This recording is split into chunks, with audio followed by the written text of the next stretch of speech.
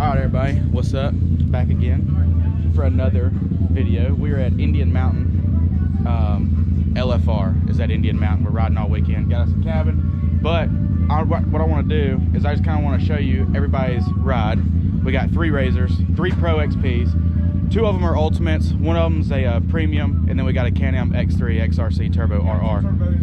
Some turbos over there, but what I want to do is really just kind of interview the LFR owners and let them tell you a little bit about what all they did to their razor, what it is, that kind of thing. So first up, we got Ian here.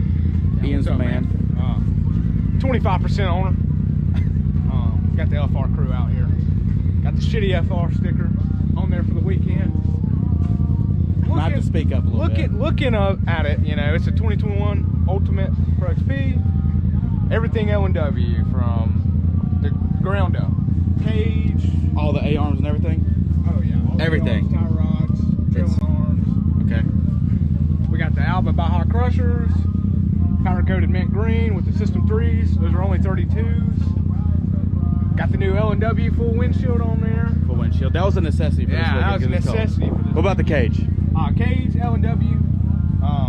Honest to God, it's the best looking one production wise right now. It is very mean. Y'all, I mean, y'all seen this razor a bunch of times, but I mean, it's real sleek. Because, you know, me personally, I think the Pros are kind of ugly off the showroom floor.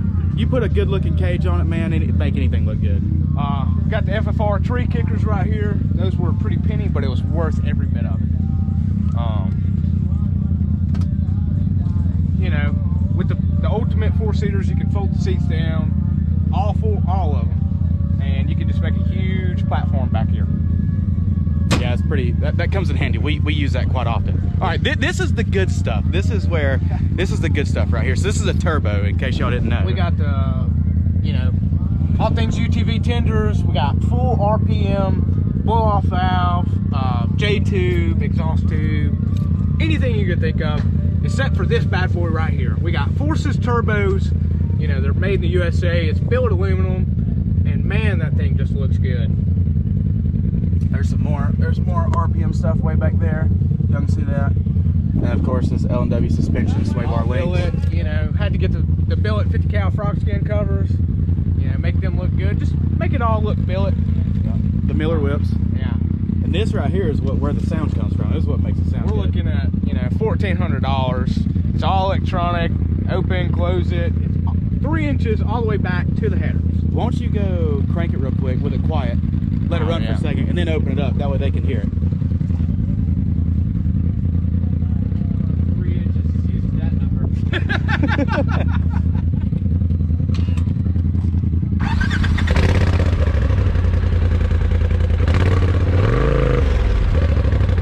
So that's quiet. This is loud.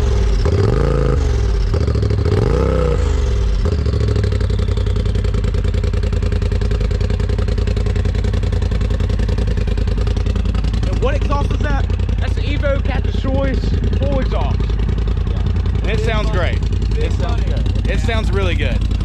You can hear the turbo spoiling. And then we got the Polaris, what is it called? Is this called lock and ride? It's just a lock and ride storage box. This is actually a cooler. This is a cooler and then a storage system. So, and then of course, y'all know it's got the touchscreen and all that stuff, the dynamic fly valve. So yeah, that's Ian's razor. Now we're gonna check out Big Dog Eddie. All right. Now this is Eddie. He's got a Pro Ultimate. Same thing, it's just a 2-seater instead of Ian's 4-seater. And my stickers came out good. Yeah. Well, the big difference is I went with ORB long travel. Yep. You know, adds 8 inches of width. Totally changes the machine stability, capability all the way around. It's phenomenal. Totally changes the capability of this machine. Yep. Beyond that, I did a lot of performance upgrades. Did a gear reduction through UTV rehab. Tenders from Dustin at All Things UTV. Aftermarket Assassins. All the intake tubes. I did an RPM blow-off valve. I did a Trinity exhaust. Currently on the fence about going to 35s. We'll see. That's just those are 32-inch 370s. Yeah, just like what he's got. Yeah, exact same tire setup. Yeah. I want to go to Metal FX wheels and go 35 35-inch MRT crawlers and see what happens. But I also don't want to break everything, so Yeah. we'll see what happens there. Yeah. Beyond that, I mean, everything else, I mean, it's stage 3, stage 4 tune. It scoots.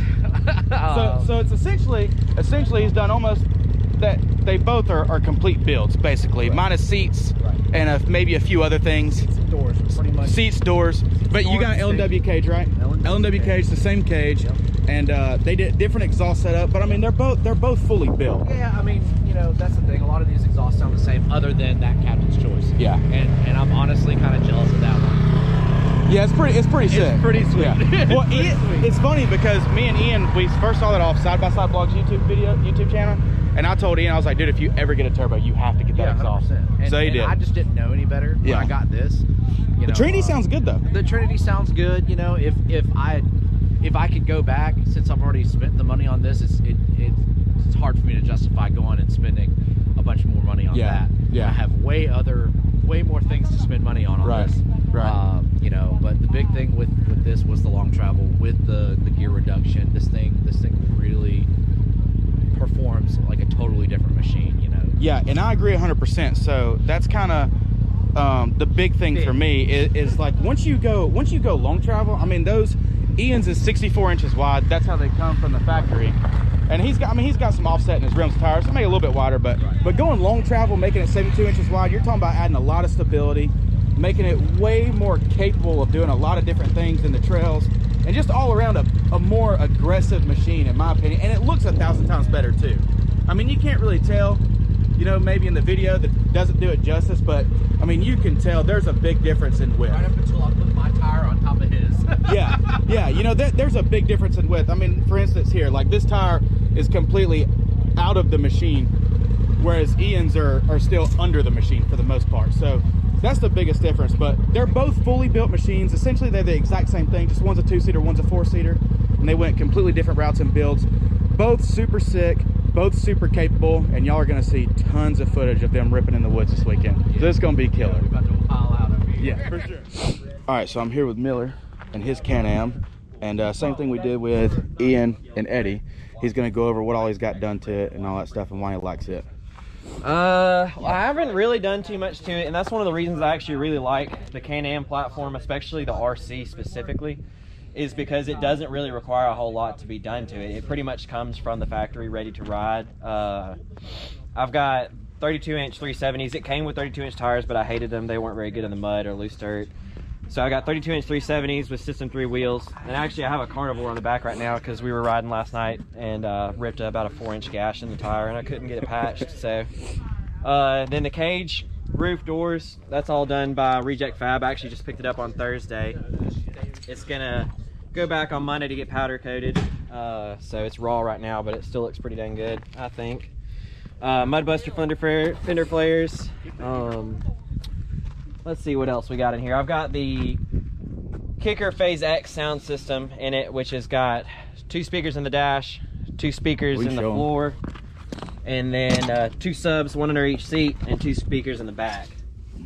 And it absolutely bumps. It's extremely loud. Sounds very good. What is this bad boy right here? That is the Ride Cartel heater, which shout out to my buddy Adam. He hooked me up with this last minute to be able to help me ride this weekend and not freeze my butt off. But it's their little RC, their heater for the Can-Ams.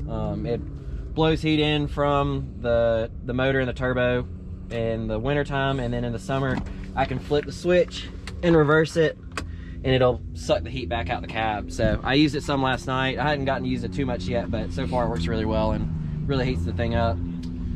Let's see what else I got in here. I got DTF Fab quick release cooler mounts. These are awesome, super easy to get the cooler in and out. I mean, I can have it out, wash the cooler, unload it and everything, just a couple of minutes. I've got my dual LFR-Off-road sockets, OG design, my Super ATV rear bumper. First thing I always buy for a side-by-side is rear bumpers because I like to back into stuff, especially Britt Lamb. I have a tendency to back into him. That is very true. And that's really just about everything I've actually done to it. These things come with a 1/2-inch skid plate from the factory. They come super beefed up. The trailing arms, radius rods, all those are stock. A-arms are high clearance. They're from the factory. It comes with rock kick, the rocks they're not kickers, they're sliders, so they don't really do too much for trees. But and then I forgot, I just got a bunch of stuff done to it, so I'm kind of forgetting some of the stuff. I've got the RPM race exhaust on it and a RPM recirculating blow-off valve. Let's hear it. Can we hear it? Disconnected the front sway bar. I think that's actually all of it. I don't think I've done anything else. He's gonna crank this bad boy up. Like he was saying, these Can-Ams, they come very capable off the showroom floor, so.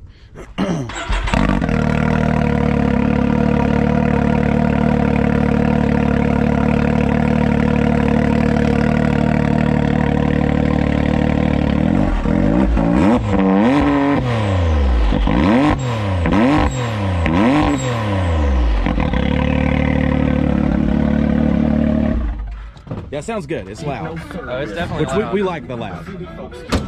We like the loud, so it sounds good. Yeah. And that's really all I've done to it, man. I really haven't done too much. Like I said, these come factory pretty dang beefed up. I'm planning on doing a clutch kit next, and I'm trying to get it tuned, but the 21 and the 22 model Can-Ams with the 195 horsepower and the 200 horsepower, you can't tune the ECU yet. They're all locked, so you have to actually send your ECU in somewhere to have it tuned. And the wait list for Evo is pretty long right now, so I'm trying to get that done eventually. Yeah, Evo's the way to go. Yeah, what about what did Camille draw on the? When Camille found out that it's going back to get powdered and everything's gonna be blasted off of it, and she could draw whatever she wanted, she decided to do some artwork. Oh, bad word. Oh, at Cameron. You're gonna have to blur that out. Also, if you're reading this, Jonathan effed up. And we all know that he's probably going to flip this weekend. So 100%. Yeah. 100%. I've flipped 3 rides in a row, so this weekend will probably be the same. Well, this is probably my favorite machine of the group, I think. Thank you. I appreciate that. Kiss ass. I think it is. I mean, really, dude. I've always been a Can-Am guy. I like the Can-Am. But now we got to get Hunter. We got to get Hunters in there. There's only 2 things I don't like about this machine. The seating position, I can't really see very well out of it. I find myself sitting up a lot when I'm doing like slow technical trails so that I can see my tires. Because it really sits low, way lower than a Turbo or Turbo S, and even lower than a Pro XP. And then also the ground clearance is not very good. Even with my tenders pretty well adjusted, it's just not a lot of ground clearance on this thing. Yeah, and we can kind of see, like, it's kind of flexed out now, but it definitely sits lower. It sits very low, which gives you a lot of confidence on the like track and high speeds and stuff like that. But when you're doing a lot of big rocks and stuff like that, it really drags the skid plate. Well, it's a freaking awesome machine, and I'm excited to see it rip all weekend long. I appreciate it. Maybe I'll let you drive it again later this afternoon. All right, we'll get Hunter's. All right, so we're over here at Hunter's Pro XP. I'm gonna let Miller go over it. Hunter said that he wanted to put on jeans. You know, he's kind of like a pretty boy. He's got to look good, so I'm gonna let Miller do it. Well, let me tell you right here, this son of a bitch. I mean, look at this roof. I mean, this is mint condition right here. Mint. This thing has more miles on its roof than it does on these tires. I mean, look at the tires. These are great. I mean, they're like new. But this roof, boy, I'm telling you. Honestly, when he puts it on the trailer, he flips it upside down with a forklift and drops it on the trailer because he didn't want to wear his tires out, you know? And then he's got these pretty doors that he repaints after every ride. Because usually he ends up hitting them with something. And let's see what else we got in here. It's 64 inches, so basically it means he has a tiny dick. He ain't a 72-inch gang. He does have ORB. I'll give him that. He's got good taste in his suspension parts. Let's see what else we got in here. The ceramic coating. I don't even know what ceramic coating is. Let's see. You know, we got these rock tires because Hunter's afraid of mud. So they do real good on rocks and nothing else. Water don't even stick to it. Yeah, and I mean, you know, that's really all there is to know about it, really and truly. That's it. I mean, I got nothing. This is it's a basic Pro XP. Honestly, he doesn't have more than $500 in this thing. It's pretty much stock, so that's really all there is to know. I mean, just go look at one on a showroom floor and it's the same thing. I mean, he's not wrong. So there you go. There's Hunter's razor.